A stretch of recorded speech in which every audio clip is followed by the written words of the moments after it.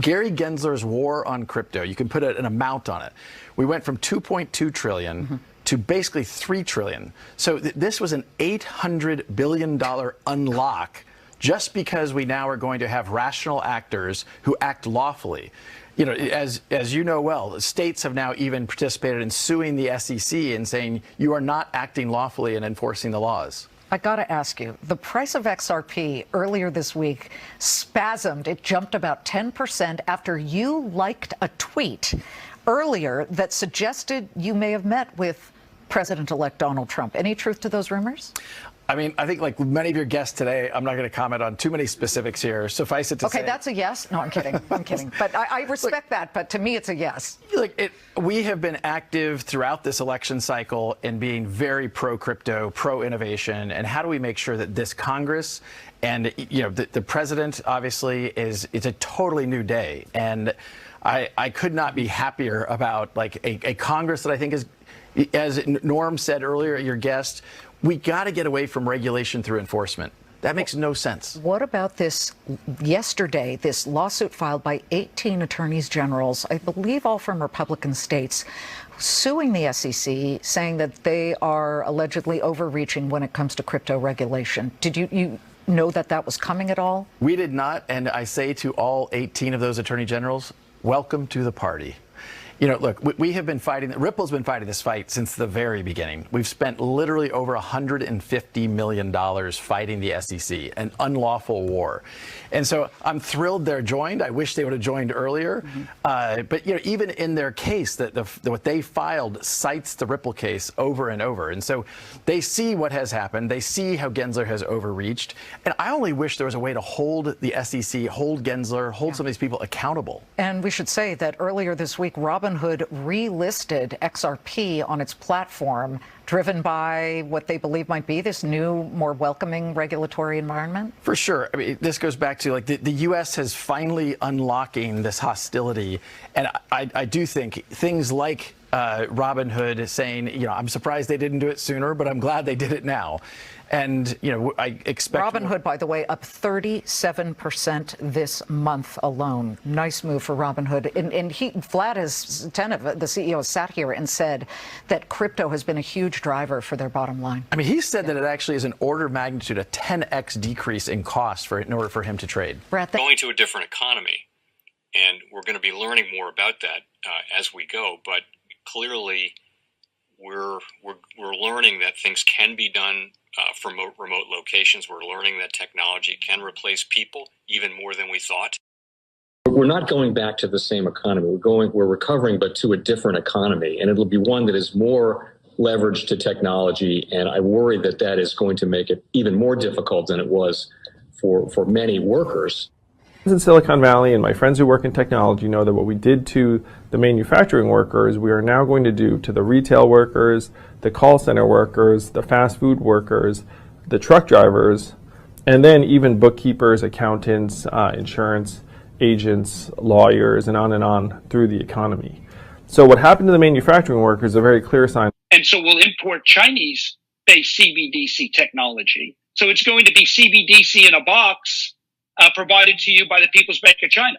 But every stock, every bond, every currency, every commodity, every piece of art, every private business, every piece of real estate will eventually be a token on a blockchain, an entry on a ledger, permanent and immutable.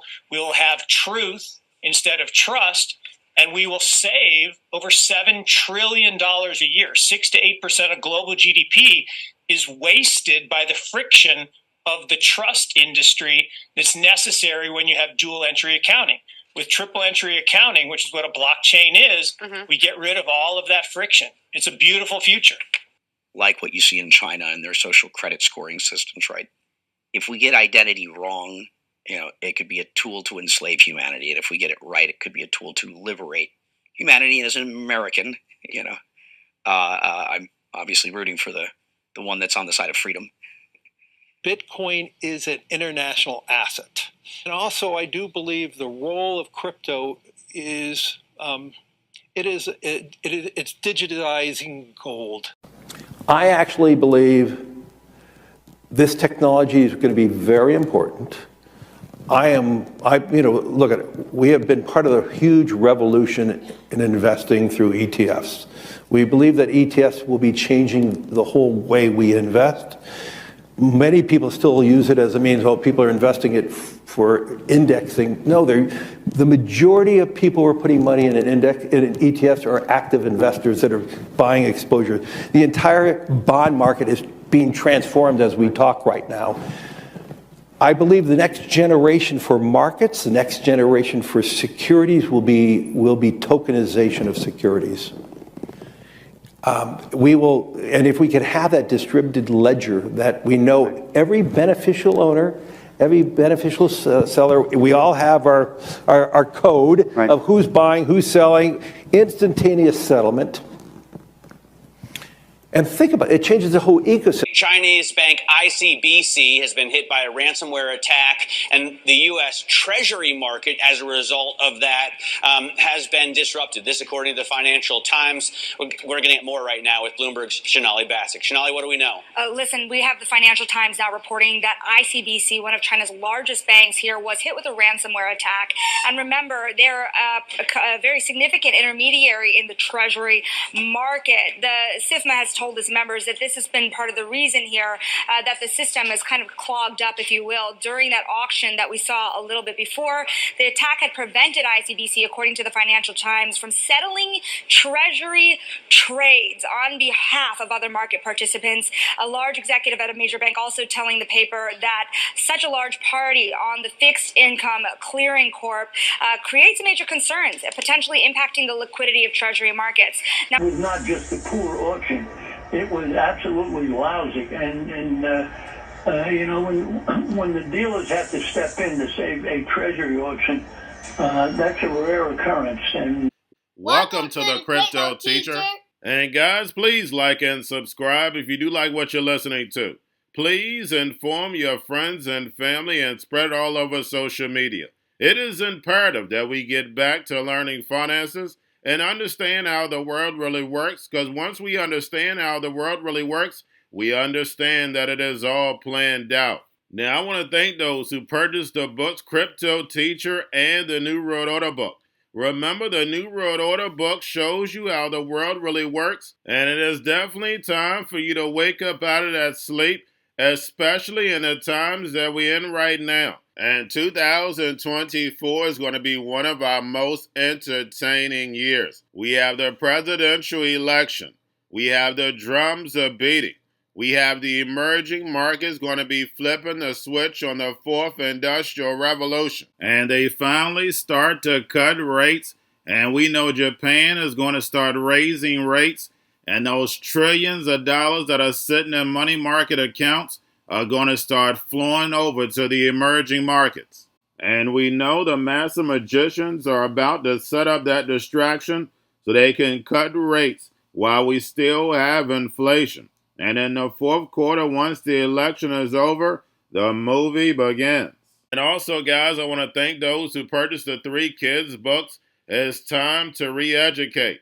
Also, much love to those who donate to the Cash App, Patreon. Much love. Keep it coming. Guys, if you're not a part of the Patreon, make sure you're donating to the channel through the actual Cash App. But guys, this next Bitcoin and crypto bull run is going to be a utility run. So you want to make sure you have the cryptos that have real utility. And much love to those who are shopping at both stores. Keep it coming. And of course, guys, we get into Bitcoin and cryptos first. Don't forget to like and subscribe to the channel. And right now we have Bitcoin and crypto moving up. Remember, guys, on the weekend, we are the only game in town. And we have spot Bitcoin ETF options are one step closer. And once they're approved, we know the games begin. There's going to be a whole lot of volatility at the beginning. And remember, the Crypto Teacher told you. Now make sure you're paying attention to the actual indicators. We have yield rates on Friday were up. We have the dollar was slightly down, but still strong at 106. And don't forget to pay attention to the BOJ. And we know when Trump was in office, he had a weak dollar for a reason. And then we have volume and crypto down. We have Tether and USDC. And then, of course, guys, we have the Fed. Repo at 172 billion on Friday. Make sure you're pulling it on a daily basis during the week. And we had the Fed's Jerome Powell in the House stating they were in no rush to raise rates, but then also stated all this technology that's coming in are going to displace people. And remember, he stated this 4 years ago when we had the C word. And 2.5 years later, AI comes on the scene so fast and bringing in trillions and trillions of dollars. Now it's time for them to build. And that's why you constantly hear these supercomputers, data centers, plus the robots, algorithms, and drones. And we know right behind that is that free money, where they'll be able to tell you what, when, and how to buy. And you have 3 to 6 months to spend it, or poof, it's gone. And the NWO calls the problem, wait for the reaction, and run in with a solution. And that solution are these digital currencies and everything being tokenized and put on blockchain. And remember, the crypto teacher told you. Now we have the Bitcoin, Ethereum spot ETFs, BlackRock, Fidelity, and Grayscale. We had Bitcoin up and Ethereum spot ETFs down at close. Now, getting over into a little crypto news, we have Redstone co-founder says that Trump policies could take DeFi and Bitcoin staking mainstream. And we know Trump has already taken crypto mainstream just by him talking about it. This is the president of the United States, and then on top of it, Trump was already famous before he became president, but now he's bringing in the baby boomers where they're asking their kids, grandkids about crypto. And we already know DeFi is definitely the new banking, and staking is just interest or dividends, just getting yield on investing or saving your money. Now we have Wintermute's proposal to overhaul Athena protocol revenue share approved by Risk Committee. And lastly, we have Senator Loomis' Bitcoin Act of 2024 aims to acquire 1 million Bitcoin over 5 years. And of course, they're pushing that narrative of a Bitcoin reserve. We know the machines are going to take over, and these cryptos are not for you. They're for the machines. The machines now have money where they can pay each other, run the economy without a human involved. And remember, the crypto teacher told you. And we had Brad Garlinghouse, speaking of Gary Gensler, war on crypto, and now getting an administration that wants to see crypto succeed. But if you've been with me from the beginning, if you have my book, you know this is all part of the plan before Trump even came into office, before Biden even came into office, before Obama even came into office. Remember, this is a plan and moves in phases, and it's definitely biblical. And I'm going to go over that in the video tonight. And of course, guys, nothing is real. That's the whole point of Hollywood. We had a YouTube influencer inside the ring with a 58-year-old boxer, even though he's one of the greatest of all times. And people turned in to watch the circus, breaking Netflix. But don't forget the goal. They want to tokenize everything, put it on blockchain, and your life is going to become a video game. So just think about 2 to 3 generations from now, they're going to wonder what were the elders doing when the NWO was taken over. And the history books are going to say they were watching the circus and getting free bread. And we know that's history. The America to Babylon repeats. If you don't learn from history, you repeat it. And what have we learned from all historians? People don't learn from history, and they hate the truth. Remember, my people perish from the lack of knowledge because they reject it.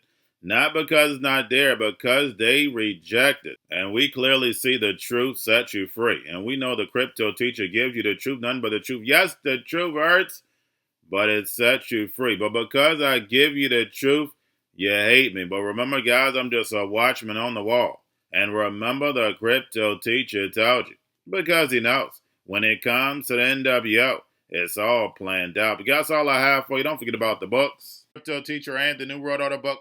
Plus, the 3 kids books is time to re-educate. Also, if new to cryptos, Coinbase, Bitrue, Binance, do not forget book links and crypto links are in the description. The stock channel, guys. Don't forget to go like, subscribe, spread everywhere.